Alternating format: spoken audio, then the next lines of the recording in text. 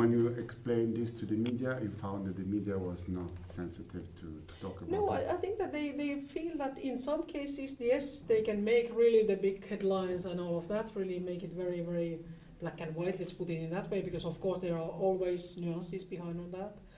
But on the other side is that this is not the product which is selling. This is not the thing.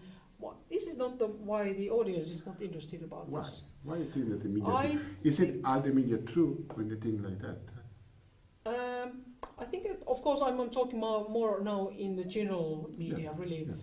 there are some alternatives which have the place in that way. But it's not like the soap opera. It's not the outcome is not nice.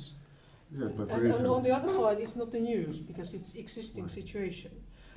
those who would make the work for a long time, mitigation of crisis, do not access the media. Only when the big crisis happens, then media focus is there. Yeah. And the media would eventually come and say, oh, there was not much prevention about it. When there is a question of somebody working for preventing crisis, they don't get media coverage. Is it the case? I think that's the case. Yes, absolutely. And I took one example is that when there were the floods some years ago in Mozambique, huge floods where almost half of the country was destroyed in that way. And of course there were the media in the beginning of the crisis, they're making the normal humanitarian aid news.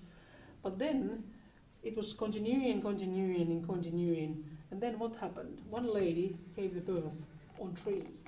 And that was everywhere. All the news were interested about that.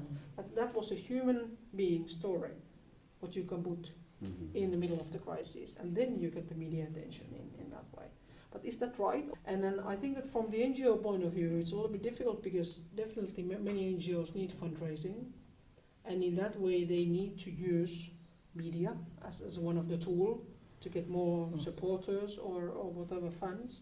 In that way, but what is the balance? And I think that's what we are questioning at the moment, that how far the NGOs themselves can also go, and how much you can really do the things in the guidance of the media, or who is in charge, how much we can base the work, what we're doing, based on our values, based on the solidarity, based on the global justice. And then is there some kind of line where to go, how far can you go? But still keeping your own values, but also doing the awareness raising at the same time, which is needed, of course.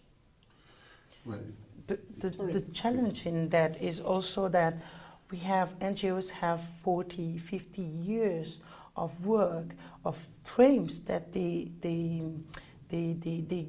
brought to the public. So how to change these frames, because in people's mind, in public's mind, when an NGO comes out, it's for fundraising. But no, development education is not about fundraising at all. It's really different. For sure, NGOs need public money, otherwise they cannot work. But their work in development education is really to bring alternatives, is to capture interest of people on what is going on between local in our society and in global, with global issues.